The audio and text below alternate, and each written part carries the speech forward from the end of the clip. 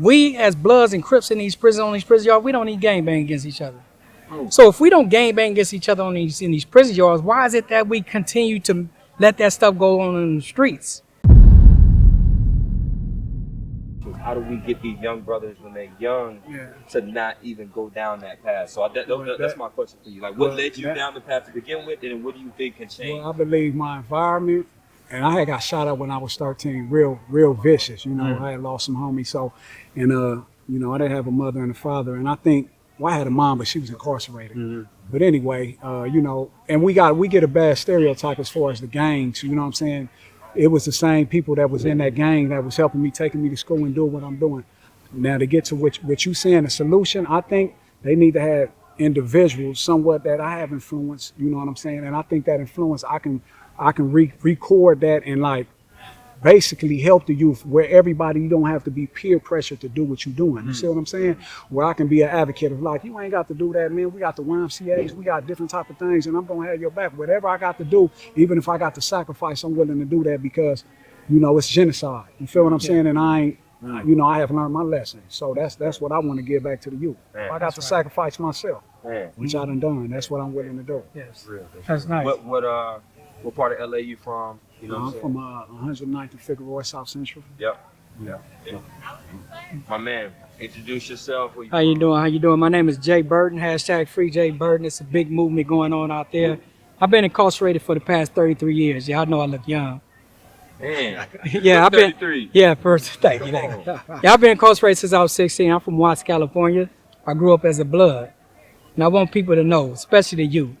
I'm a motivational speaker and I'm also an author. My book is called Shattered Mirror. You can go check that out on Amazon.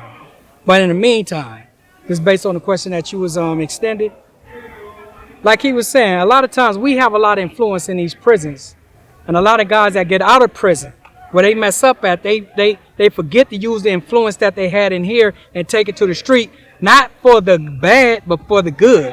Because people got to understand one thing about in prison. I've been in prison, like I say, since I was 16. I'm going to be 50 in the next month.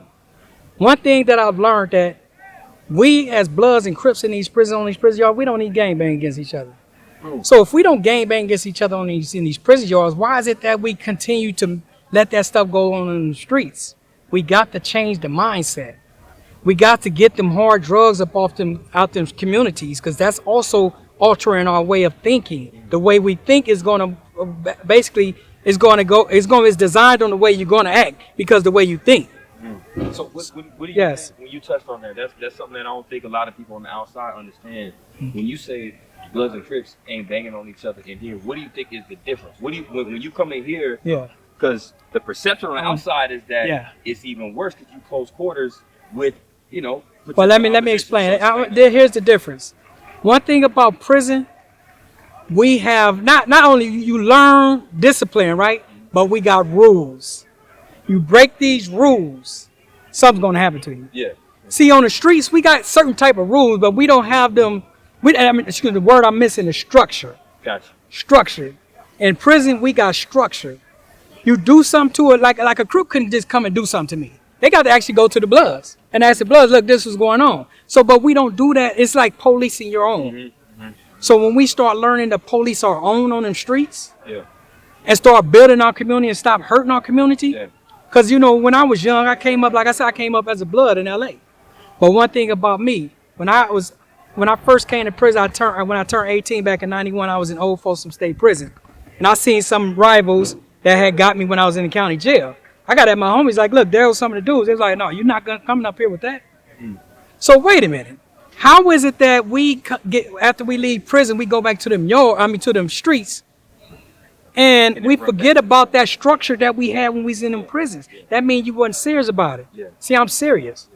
I'm an advocate. I've been advocating for many years. I'm a jailhouse lawyer. I fight for prisoners. I fight for everything that we got coming. But it's not easy. It hasn't been easy at all. And the thing that, you know, we've been discussing on the outside is like, how do we take the culture and flip it, right? So to your point, instead of these actions that are destroying the community, these gangs can also be the people who are protecting the community instead of destroying it, right? See, I always look at, I always look at gangs are military. We got a lot of people that's actually positive in our communities, but they scared to come out because they don't have the military. I'm gonna use the police. Yep. If they don't have the policing, they're gonna be scared to go up to them youngsters because them youngsters gonna turn on them. Yeah. So the thing is, it's about structure, and with that structure, it comes with discipline in the mind, and the youngsters, they look up to us. But if they looking up to all the wrong things, they gonna repeat the wrong things. Yeah. So there's like with me and him. We learned from a young age to be a certain way, but when we came in these prisons, we realized that, wait a minute, that really wasn't the right way. So you let me and him out today. We have a lot of influence in these prison yards, and some of us have a lot of influence on the streets, but a lot of them young ones not going to look at us that way because a lot of them remember or they heard of the old self. Yeah. And the old self was the destructive one. Yeah. So when they see the constructive one come in there and he got, he coming in there like, look, this is the way we supposed to do it. Yeah. A lot of them might not listen, but you know what I do? Especially like even on these yards, you know what I do? I go get at him, look, go get at the young homie, because I know they might not listen to me, but I know they'll listen to him. Yeah. Yeah. And this is the way we have to do it on the streets. They might not listen to me, but I know you got influence in the neighborhood. So look, this is what you tell them. This is how you go about it. Yeah. But what we got to also realize is that we can't talk, when we talk to the youth, we got to let them know that we feel their pain as well and listen to them. Because a lot of times if we listen to them, they're going to tell us what's wrong. But a lot of times, if I'm going to be scared if I know that you my father and I know you're going to punish me every time I'm trying to come to you. So you know what? So I'm going to go to him. Yeah. Because I know he's not going to punish me. Yeah. But if we got to learn how to actually communicate with the people, and that's our jobs now. Yeah. He was put here illegally. I got caught up in a scandal that's going on, but like I say, it's a big movement, so I can't really speak too much on it, but I will be back out there. But I do know something. The things that I did in the streets, it manifested into me getting caught up into this lifestyle, and it manifested me to come to prison. So the things he may have done, he may have not done this. But a lot of times, because we was in a lifestyle, we got to realize that what we put in the universe, it will manifest. First, it starts in the mind.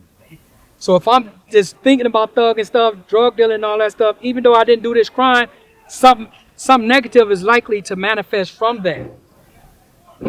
Because that's all our thoughts and everything we putting into the universe. So it comes back that way. Yeah, your thoughts become your That's words, why. Exactly. So that's why I talk to people. I say, look, all right, you may not did it, but the thing is, we still got to correct our way of thinking so we can walk a different walk. And when people see us now, they might not remember the person that left the streets, but if they see how you walk and they eventually start, you know what?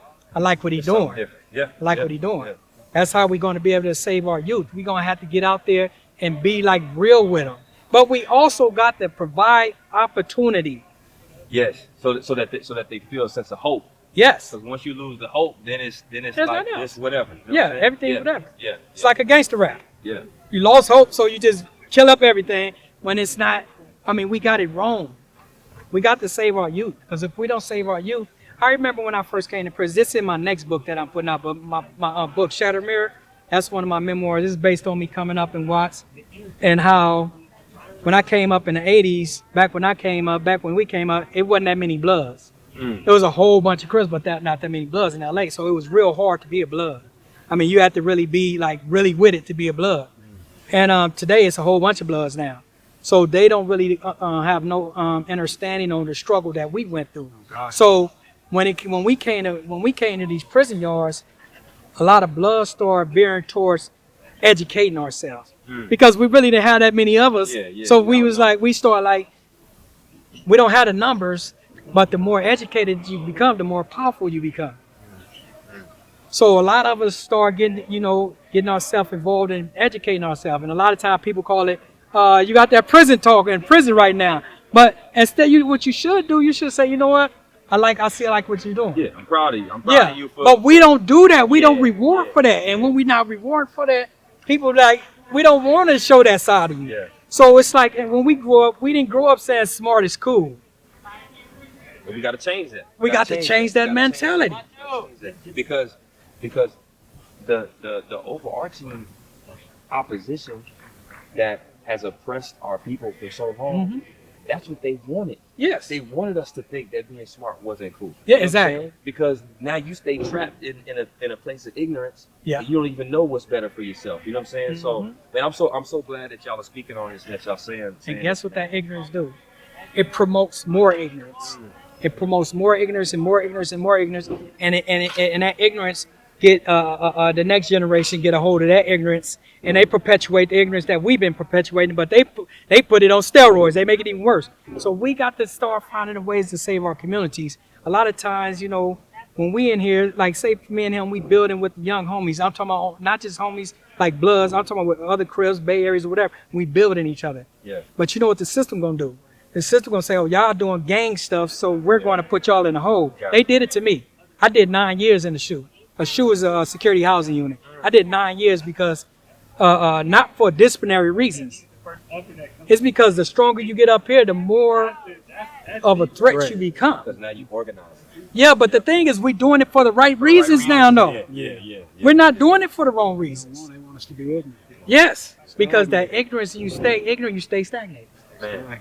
And guess what that do? We keep controlling you. Yeah. It's about control. Yeah, that's E. real talk. Could you get a picture of all of us together? Okay, thank you so much, bro. Thank Yes. you for capturing this. We're gonna put all of this online, man. Yes, sir. Can I get one more shout out? Yeah, I for got, sure. Of course. Oh yeah, I I want just to want to give a let shout you. out. I want to shout out to my wife. She got the We the Future clothing, but my name is Moster, so it's the Moster Made, and the Moster stand for mind over everything, strong through anything. You know, since I've been through that, many Americans don't experience. You know what I'm saying? And so that's my clothing line, and you can go to We the Future and you know, get some of that gear. You know, shout out to the bros out there holding it down. Let me say one Whoa. more thing. You know, shout out to all my people, everybody that's been hashtagging that Free J Burden. Y'all know how we do it. Y'all go check out my book, Shattered Mirrors, on Amazon. You can also check out other things that we got going on. People that's riding with me, the Rich Mindset TV on YouTube. It's a lot of things that we got going on. But you know, I'm also the founder of Black Lives Matter prison chapter. So salute to Black Lives Matter. Y'all been taking care of me, doing everything that we supposed to do. And everybody has been following me doing what we do. Let's continue to build, because that's what I'm here for, to continue to build. I am the voice. Thank you. Whoa. Appreciate it.